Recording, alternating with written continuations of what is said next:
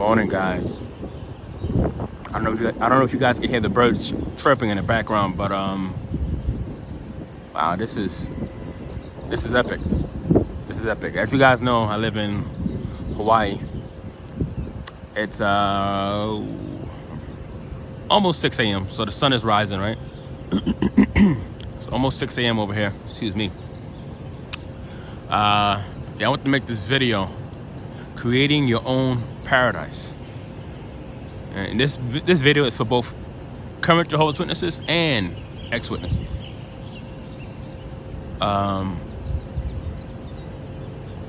We was taught for so long to keep waiting, keep patiently waiting on paradise, right? Put all your dreams on hold, put your life on pause, and just wait for this superficial, fake paradise that's supposed to happen any day now. That's right around the corner for well over 130 years. So this past weekend, I went to the movies. I saw Deadpool and Wolverine. It was a phenomenal movie. It had everything: comedy, action, a great story. Like, I loved it. It was a really good movie. Deadpool and Wolverine.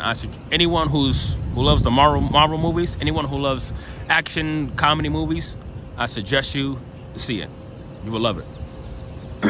But anyway, in the movie, Wolverine, right? Alcoholic, because alcoholic in the movie. They make him seem like he's this low life loser, and he wasn't the guy for the job. He wasn't the guy that was supposed to save the world, right? Like I said, he was this low life person, and I'm a sucker for movies that where the main character, when they start off bad, they start off struggling, right? But it ends off with them thriving. I'm a sucker for those type of movies where the underdog ends up becoming the victor at the end. I love those movies, right? So that's exactly what happened. I don't want to give away the movie, but at the end of the day, Wolverine and Deadpool, they were heroes at the end of the day, and both of them were, I guess you could say, they both were like losers compared to the rest of society in a way, right? They're outcasts, not losers. Let me take that back. Not losers. They were outcasts, right?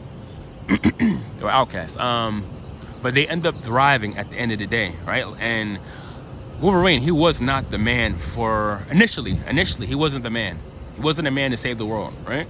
Like I said, he was an alcoholic. But at the end of the day, he ended up saving the planet. Yeah, you can say, I guess you could say that, saving the planet, right? But he had to find it. He had to find something deep within himself. He had to dig deep within himself to be that person. And when you leave this cult, when you leave the cult, Jehovah's Witnesses, like I said this in a few videos, we don't want to be laxy-daisy. Like I said in my last video, we don't want to leave things in Jehovah's hands, right? And I feel so bad for witnesses, because little do they know, their entire life is slipping away little by little, day after day, week after week, month after month, year after year. They are patiently waiting for something that's never gonna happen. So, no pun intended, but you have to create your own paradise. I say no pun intended because I'm in paradise right now. Look around. I'm in paradise. This is paradise. But you have to find your own happiness. You have to do things that make you content and happy in life. Find some type of fulfilling purpose. You have any hobbies, indulge in those hobbies. Be around good people, good-hearted people. Do what makes you happy. As I've said plenty of times, my thing is, one of my favorite hobbies is to travel. I love traveling. I love trying new experiences. So far, I've been to Australia like 5-6 times. I've been to New Zealand, Japan, Hong Kong, Egypt, Denmark, and Dubai. Yeah, Dubai. So I've traveled, and I'm creating my paradise. I was just on the phone with an ex-witness yesterday, right? And he mentioned to me, he said, you know what, why don't you, like, he knows I'm shunned by my family. So he said, oh, why don't you send a text to your mom and let your mom know that you still think about her, you still care about her, right? Well, for starters, I deleted all my family members, their phone numbers. I deleted my mom and my 2 brothers' phone numbers because it was triggering. Just for me to see their number in my phone book, that was triggering for me. So I had to delete it, and I already know my brothers blocked me anyway. And I told this ex JW yesterday, I was on the phone with him. I said, if I would have sent a text to my mom telling, hey mom, I love you, I hope everything is good, and she doesn't reply to me, that would kill me. That would hurt me, And I told him I would rather lose my family and be free from this cult, have my freedom, than to have my family and not have my freedom. So it comes with a price. When you leave this cult, when you wake up from this cult, it comes with a price. It comes with a price, right? And it could be depressing, of course, right? Of course, it's depressing when you lose your family and you lose your friends. It's no words to describe that pain, right? There's no words to describe that. But it's been a little over a year now, and I am, like I said, I'm creating my own paradise. I'm living my life right now. Working 2 jobs, I'm traveling, meeting new people, trying new experiences. I'm creating my own paradise, and this is important. It's important for people to dwell on this fact. And a lot of people don't want to think about death, right? But we have to keep in mind, and I always say this, 100 years from now, none of us are going to be here. If you're watching this video right now, 50 years from now, a lot of us not going to be here. But 100 years from now, we are not going to be here, none of us, right? So with that being said, before you leave this earth, before you expire, you want to do everything that your heart wants to do, right? You want to live with no regrets. And that's one thing that I'm always striving to do, is to live with no regrets. I want to live my life to the fullest, right? Now, I'm not saying to sleep around, be a hoe, do drugs, be an alcoholic, go partying all the time. I'm not saying that. See, some ex-witnesses, when they leave the cult, they go to the extremes. And I'm not saying to do that.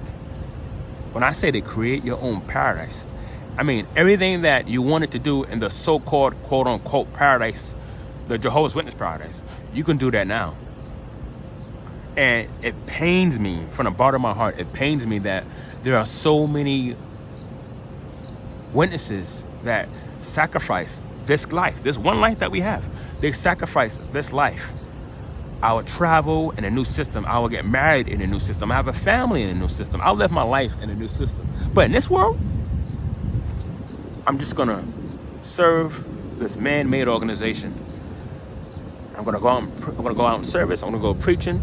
I'm going to wait. I'm going to wait to the next life in order to live my life.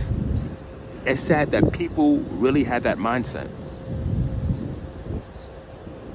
So last year, or I think it was a year and a half, 2 years ago, I spoke about this witness, this Australian sister that I was interested, but we both was interested in each other, right? We were on the verge of dating, but I came out and said, like, she pretty much knows I'm an apostate.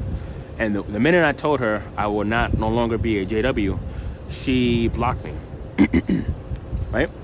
And before, we had one last phone call. Me and her was on the phone for about 30 minutes. That was the last time I spoke to her, was about a year and a half ago. And I said to her, listen, what happens, because she's in her 30s, she's a few years younger than me, she's in her mid-30s. So I said to her, hold on. I said, what happens if you're in your 70s and paradise still isn't here? I said, what then? I said to her, you're gonna waste your entire life waiting for a paradise? And I said to her, I hate to tell you this, it's not happening. It's not happening. She's a devout witness, right?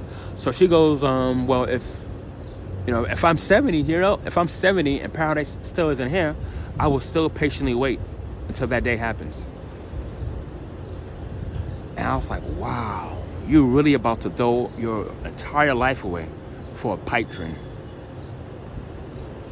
And the sad part is, any and every Jehovah's Witness, they could wake up if they wanted to. With all the information that's online, right? All this information that's online, anyone could wake up at any given time. But they choose not to. They want to wait for a paradise, a fake, superficial paradise that's never going to happen. Paradise is what you make it. I always stress this. We have one life to live. Live it now. When I leave this earth, I'm going to have no regrets. I tell people I love them all the time. I make trips as often as possible. I have a passport. I'm traveling the world, trying new experiences. I'm creating my own paradise. I'm creating my own paradise. So when you leave this cult, this goes to both witnesses and ex-witnesses. Don't leave the cult with the same mindset that you had when you was in the cult. Whatever you want to do it now. Create your own paradise. Create your own paradise. I have to stress that. Keep in mind, 100 years from now, none of us are going to be here. We're all going to die. Before you leave this earth, you want to be surrounded by real people. You want to, well, if you're into traveling, you want to travel. But whatever you want to do, and indulge in it. Live your life to the fullest. Live your life to the fullest. And keep in mind, we're not going to be here forever. So create your own paradise. Live your life. Tell people you love them. Try new things. Travel the world. Do it. Do it now. Do it now. Because we're not going to be here forever. Guys, I love you. I'll see you in the next video.